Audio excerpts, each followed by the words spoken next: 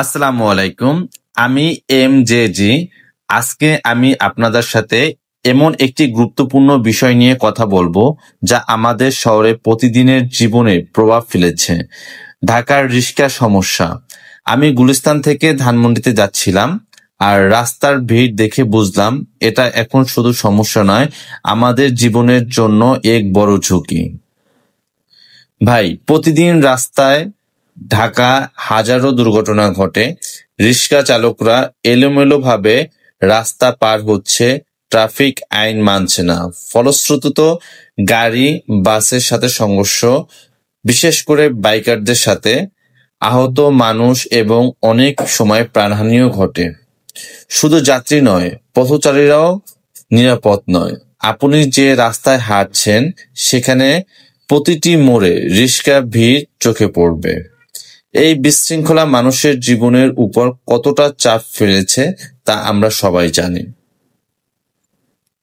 আরেকটি ভয়ঙ্কর দিক হলো, রাত হলে অনেক রিক্সা চালক চুরি, ছিনতাই এবং ডাকাতিতে জড়ায়।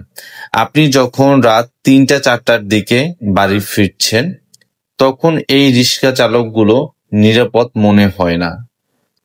এছাড়াও অটো রিক্সার সংখ্যা বেড়ে গেছে, এগুলো দ্রুত চলে, নিয়ন্ত্রণ হারায় এবং দুর্ঘটনার ঝুঁকি আরও বাড়ায়। লাইসেন্সবিহীন চালকরাও দেখা যায়।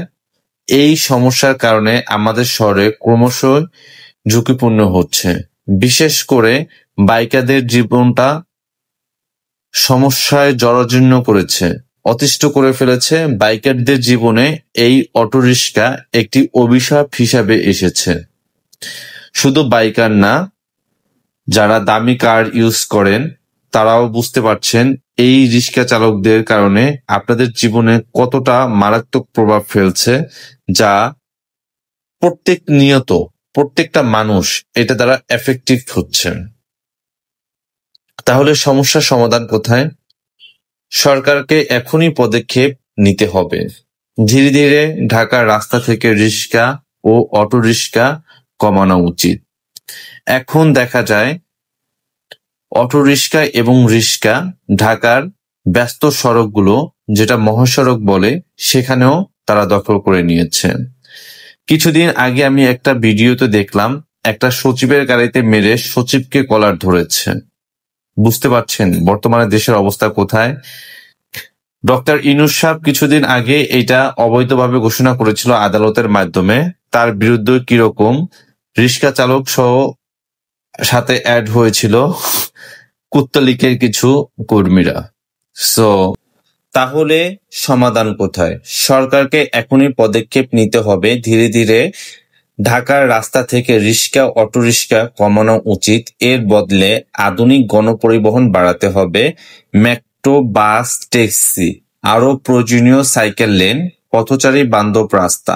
যখন আমরা নিরাপদ এবং আধুনিক গণপরিবহন ব্যবস্থা গড়ব, তখনই দুর্ঘটনা ও অপরাধ কমবে।